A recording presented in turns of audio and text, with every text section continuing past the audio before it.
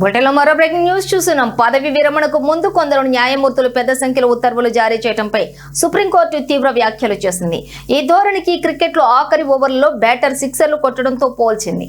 అయితే జడ్జీలలో ఈ తరహా పోకడ పెరగడం దురదృష్టకరమని ఆందోళన వ్యక్తం చేసింది.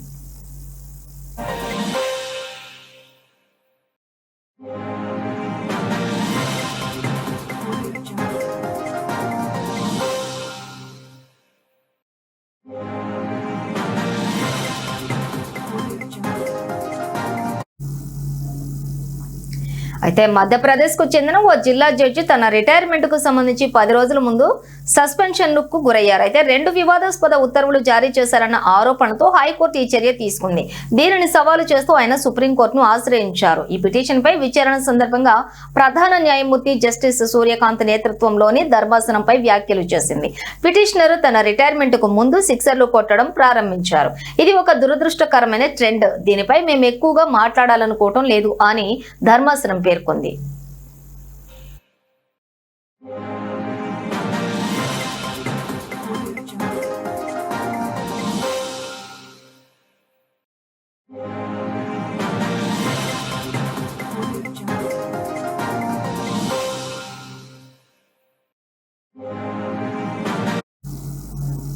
పిటిషనర్ తరపున న్యాయవాది సీనియర్ న్యాయవాది విపిన్ సింగ్ వాదనలు వినిపిస్తూ తన క్లయింట్కు మంచి సర్వీస్ రికార్డు ఉందని, తర్వాత కేవలం న్యాయపరమైన ఉత్తర్వుల కోసం సస్పెండ్ చేయడం సరికాదని అన్నారు.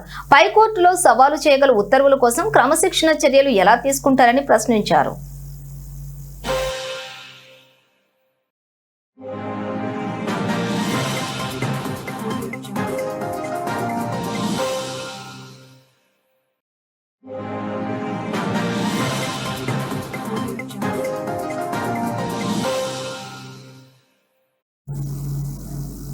అయితే న్యాయపరమైన పొరపాట్లకు దురుద్దేశపూర్వక ఉత్తర్వులకు మధ్య తేడా ఉందని ధర్మాసనం అభిప్రాయపడింది. కేవలం పొరపాటు జరిగి ఉంటే సస్పెండ్ చేయలేరు, కానీ ఆ ఉత్తర్వులు ఉద్దేశపూర్వకంగా నిజాయితీ లేకుండా ఇస్తే పరిస్థితి ఏంటి అని సిజేఐ ప్రశ్నించారు.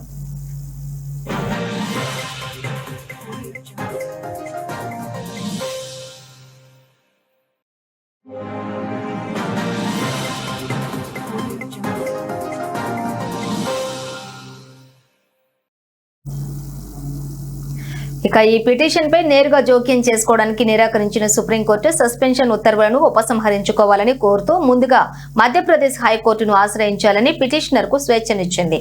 ఈ అభ్యర్థనను 4 వారాల్లోగా పరిశీలించి నిర్ణయం తీసుకోవాలని హైకోర్టును ఆదేశించింది.